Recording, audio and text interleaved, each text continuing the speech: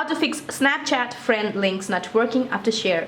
Now, if a shared Snapchat profile or add friend link fails to work, it is usually caused by an expired or deleted profile link, a temporary app sync error, or hitting daily add friend limits. So to fix this issue, what you can do is open your Snapchat app on your device, then tap on your Bitmoji in the top left corner of your screen, then tap settings in the top right. Then scroll down to privacy controls section, then tap clear data. Now tap clear cache at the bottom.